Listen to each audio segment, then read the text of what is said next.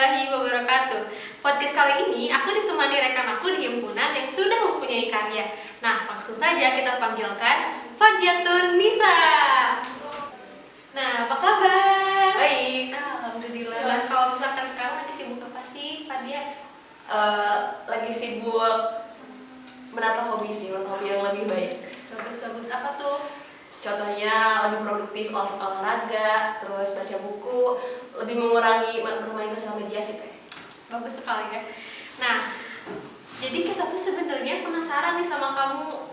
Nah, mungkin langsung saja ke pertanyaan ya. Gak apa? Gak apa. Oke. Nah, Fadia, pertanyaan yang pertama nih, aku tuh penasaran nih, boleh nggak sih sebelumnya ceritain dulu pengalaman kamu dari awal nulis sampai akhirnya kamu bikin buku itu kayak gimana sih? Sebenarnya kalau dari pengalaman itu mulai dari kecil, mulai dari kelas 2 itu kan kalau setiap perlombaan 17-an ada hadiah di mana hadiahnya itu alat tulis. Nah, alat tulis itu aku paling seneng hadiah itu soalnya ada tempat yang aku nulis. Jadi aku menulis di buku tulis. Jadi kalau ada buku mata pelajaran yang kosong juga aku pakai buat tulis, buat ya apa yang aku pikirkan, apa yang aku bayangkan, hayalkan aku tulis di situ. Semua itu juga berawal dari aku kelas 2 gak dibolehin beli mainan. Akhirnya mama aku mengajukan sebuah mengajukan sebuah ajakan gitu, gimana kalau kamu beli buku aja gitu biar lebih bermanfaat, bisa dipakai lama gitu. Akhirnya aku menyetujui dan membaca satu novel, dan wah aku juga mau kayak gini nih, ada penulis cilik juga, aku pengen kayak gitu. Dan akhirnya aku mulai nulis kayak gitu di buku tulis gitu. Kan dulu waktu kecil udah kepikiran ya gimana ya cara menerbitkan buku, apa sih agak sulit lah gitu, buku seadanya, laptop seadanya gitu. Jadi ya menurut aja dituangkannya gitu. Berarti hobi nulis ya, kayak sate dulu. Oke, nah kan menulis itu pasti ada tantangannya. Nah, bagi kamu sendiri apa sih tantangannya? Menulis itu tantangannya yang utama itu mood sih teh.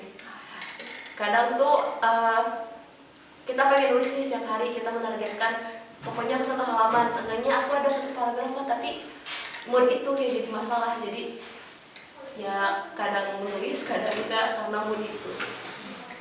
Nah, kan tadi tantangannya mood tuh. Nah, cara mempertahankan mood untuk nulis kayak gimana? Cara mempertahankan mood kalau pada sendiri itu memikirkan bagaimana bukan konsekuensi, bagaimana apa hal yang bakal didapatkan tadi. Misalkan nanti kalau pada aku nulis, aku bakal ingat loh hari ini aku nulis apa, terus lebih produktif itu sebagai pembuka bagi ide-ide lain gitu. Kalau aku mulai berani nulis sekarang, nanti kedepannya aku juga bisa. Oh, jadi untuk menentukan langkah awal gitu Ya, ya? untuk langkah awal. Oke. Nah, kan kadang-kadang tuh ya pengalaman saya pribadi nih Maya ya. Jadi kadang kalau misalkan kita menulis tuh kadang suka buntu gitu di tengah gitu. Kayak bingung untuk idenya mau diterusin kemana gitu. Nah, kalau misalkan Fadia sendiri sih, kalau misalkan untuk mengembangkan ide itu kayak gimana sih? Kalau lagi mentok banget nih, solusinya itu kalau tadi sendiri jalan-jalan ke tempat yang hijau-hijau atau yang sesuatu yang baru, ya jajan juga bisa jadi solusi gitu. Wah, sangat-sangat bagus sih itu. Itu bisa jadi tips bagi para penulis pemula ya. Mungkin aku juga. Oke. Nah, kan sekarang Fadia tuh udah berarti nerbitin 1 buku kali ya. Nah, Atau lebih sih teh. Nah, kalau boleh tahu itu tentang apa sih? Itu pada mulai nulisnya 2020. Saat itu pas waktu masih jadi santri, jadi Pak dia menceritakan di situ kondisi bagaimana cara bertahan di pondok dengan baik, dengan hati yang ikhlas, dengan hati yang berbagai cobaan dari segi hafalan, teman-teman mulai pindah karena nggak betah. Jadi gimana caranya Pak dia menuangkan itu supaya aku tuh tetap betah. Itu tuh jadi cerita itu tuh sebagai bentuk buat penguat diri aku sendiri gitu, supaya bertahan di pondok itu di orang tua. Jadi lebih ke pencurahan hati Ya, kan, tapi Oke, wah bagus sekali ya. Nah, kan sebelumnya kamu itu udah bikin buku antologi puisi kan ya? Berarti itu banyak kan puisi-puisi kan? ya masih sekolah. Oke, itu kamu ada nggak sih ancaman untuk ya udah aku mau bikin buku utuh aja gitu, nggak usah perkumpulan puisi gitu? Kalau niat ada ya kayak biar dikenal gitu, biar oh ini tuh buku utuh karya Fadia Tunisa gitu. Cuman kalau untuk di action untuk sekarang ini sepertinya belum, soalnya saya sedang mendalami apa ya, hobi saya yang sempat hilang gitu, membaca juga sempat beberapa saat itu hilang, jadi saya fokus dulu terlebih dahulu. Oh, membaca itu saya meminati membaca dulu, baru setelah itu mungkin akan. Oke, bagus sekali ya. Nah Fadia, kalau boleh tahu sekarang Fadia lagi nulis apa sih? Kalau buat sehari-hari, Fadia masih aktif nulis journaling, jadi sehari-hari ngapain, terus hal-hal yang disyukuri itu hari ini apa, misalkan kayak alhamdulillah sekarang paginya bisa sholat subuh, gak telat sholat subuh itu, terus ada listen learn, jadi apa yang Fadia pelajari bisa dari video TikTok juga atau motivasi, terus brain dump itu Fadia mengungkapkan unek-unek gitu. Jadi di situ tuh journaling itu tujuannya Fadia biar mengetahui apa yang dipelajari, mengetahui apa yang harus disyukuri juga kan harus ya teh. Terus terus menjadi bahan evaluasi juga apa sih yang salah hari ini gitu. Jadi kelihatan gitu kalau misalkan hari ini kurang dari hari sebelumnya, mungkin hari selanjutnya bisa diperbaiki seperti itu. Berarti Fadia tuh dalam semua kegiatannya itu menggunakan media tulisan ya, dicurahkan ya, karena lebih tersampaikan gitu perasaannya kalau ditulis gitu. Nah kalau boleh tahu Fadia itu suka nulis tentang apa sih?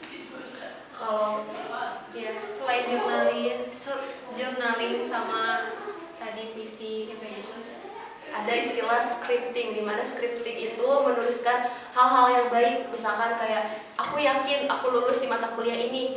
Nah, Fadia dibiasakan gitu menuliskan harapan-harapan Fadia, tapi itu kembali diserahkan lagi kepada Allah gitu. Ya Allah, kalau misalkan ini baik, maka segerakanlah tentang padaku, tapi kalau sekiranya itu kurang baik, maka berilah aku petunjuk dengan caramu yang terbaik juga. Nah, itu terbukti kalau Fadia menulis itu terus menyerahkan kembali kepada Allah juga, itu perlahan-lahan terkabul gitu teh. Jadi itu ada istilah law of attraction, nah itu terjadi di Fadia.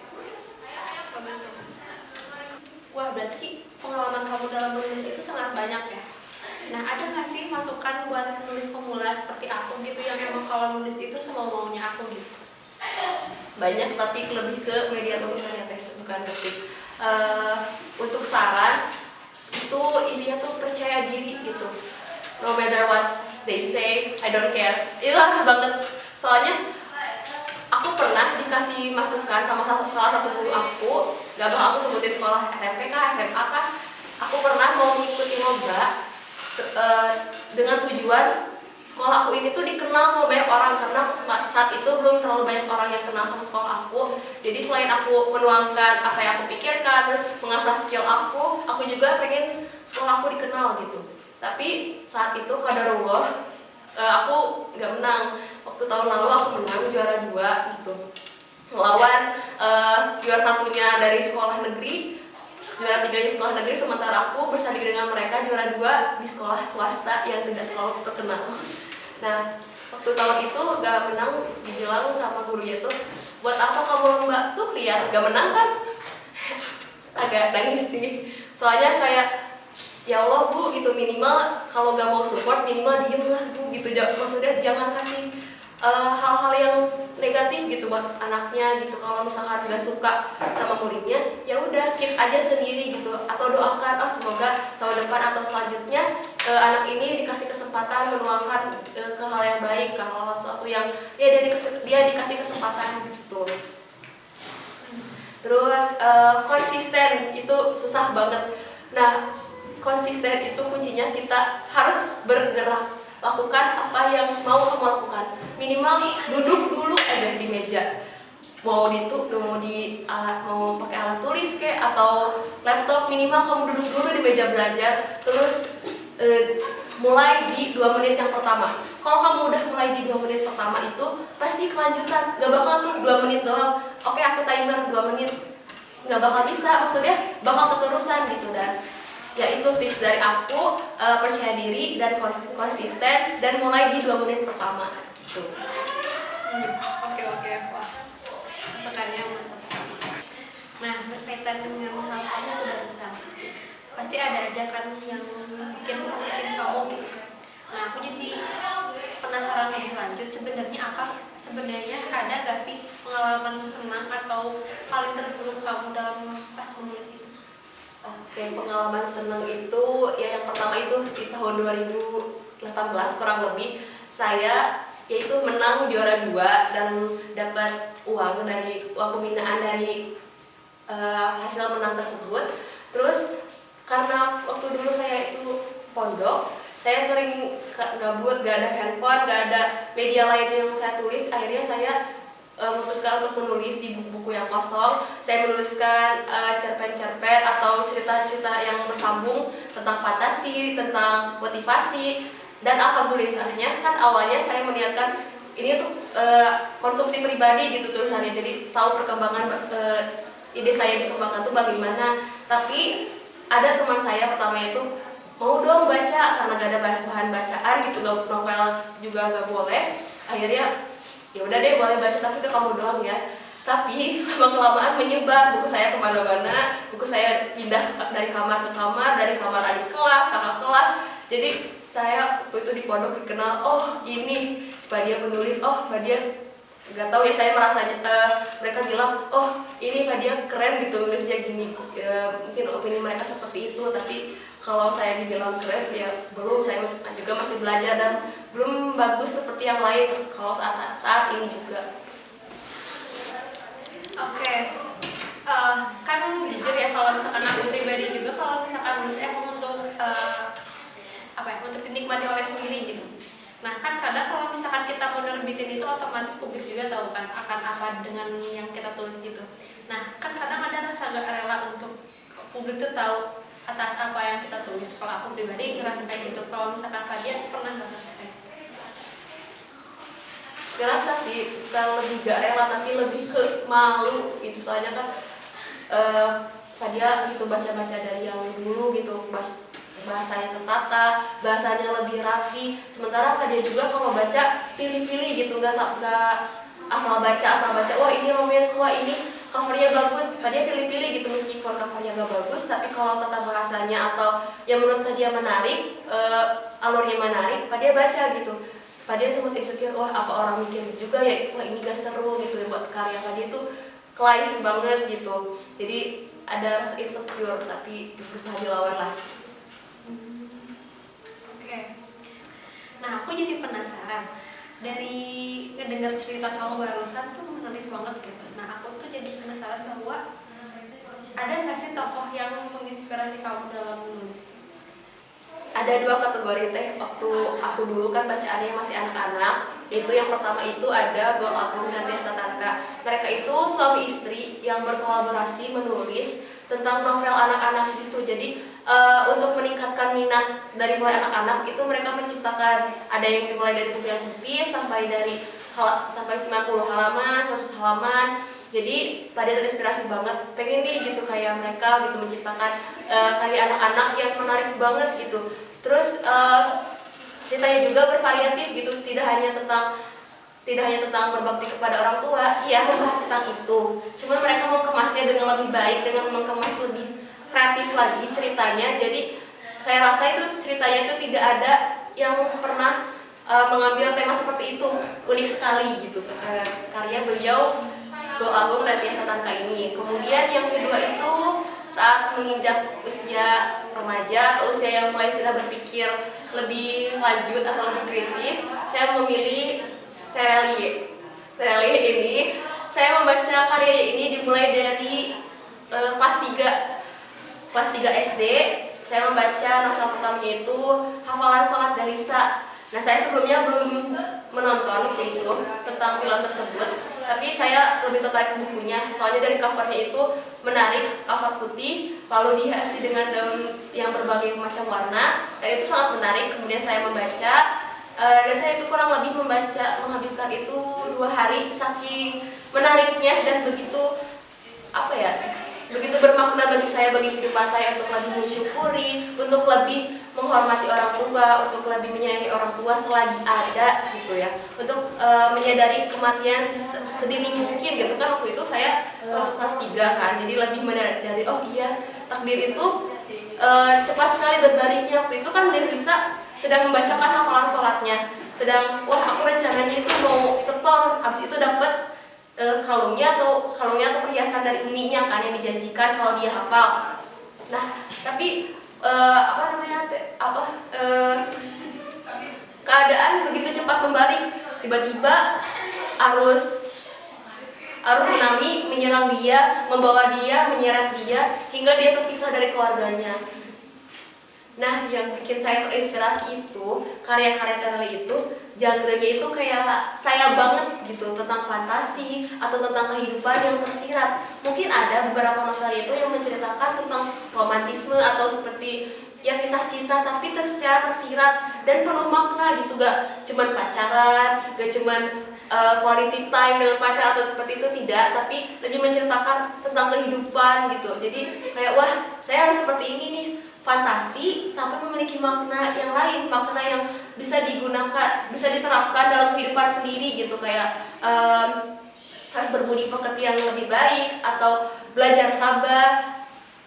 Nah, kebanyakan novel Tereli ini membahas tentang kesabaran, di mana beberapa novel ini menceritakan tentang sebuah pencarian seseorang.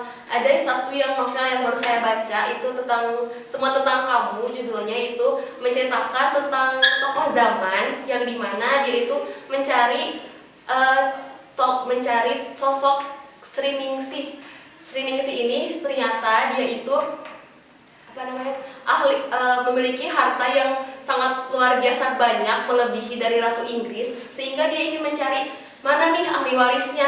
Nah, itu tentang pencariannya, bagi Sri Ningsih meninggalnya bagaimana, atau dia punya sanak keluarga seperti apa. Terus pokoknya zaman itu konsisten gitu mencari dari berbagai negara, dari Indonesia, dari Sabang sampai Merauke pun istilahnya itu dijabanin gitu sama si zaman ini untuk mencari kebenaran gitu. Nah, itu menurut saya itu mengajarkan untuk kita konsisten sejauh apapun itu proses itu, maka kejar dan laksanakanlah gitu, karena akan menuai hasil gitu, hasil yang cukup baik untuk kehidupan kita selanjutnya. Nah, sebenarnya aku tuh juga penasaran gitu, gimana sih perasaan kamu gitu ketika kamu tuh tahu gitu bahwa karya kamu tuh dibukukan?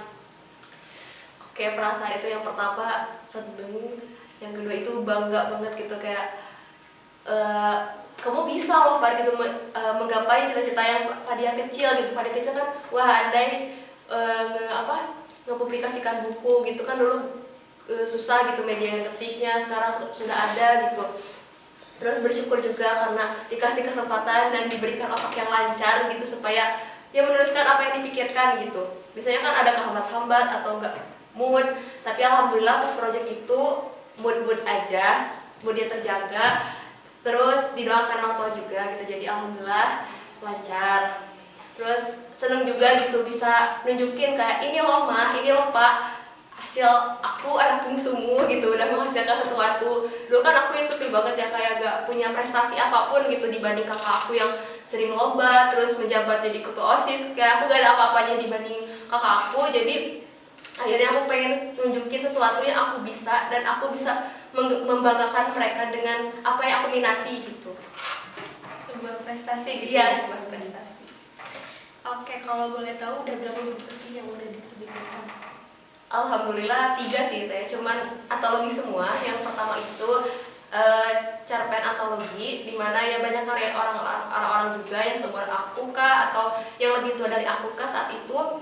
Terus antologi dua buku antologi puisi gitu, jadi belum full buku punya karya aku gitu. Kalau boleh tahu kenapa kamu memilih untuk bikin antologi ketimbang kamu bikin karya sendiri gitu? Karena ya itu belum percaya diri, bukan berarti enggak. Karena antologi ini sebagai wadah pertama gitu, supaya aku lebih berani dulu nih ke hal-hal kecil dulu. Kan suatu kebiasaan yang baik itu nggak tiba-tiba dari hal yang besar kan, dan berarti dipupuk dulu dari hal kecil. Kalau udah berani nih baru nih ke level selanjutnya. Oke, berarti next langsung bikin buku pribadi ya. Ya, amin. Nah, menurut Padi support system itu penting nggak sih untuk Padi menulis? Penting. Support system yang utama itu adalah izin orang tua, dukungan orang tua, dan doa orang tua. Tanpa hal itu aku bukan apa-apa, aku gak bisa melakukan hal itu.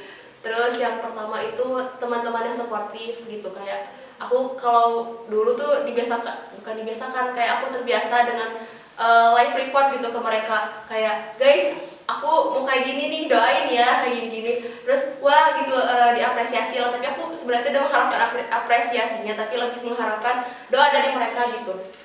Jadi mungkin itu faktor utamanya, doa orang tua, doa teman-teman gitu.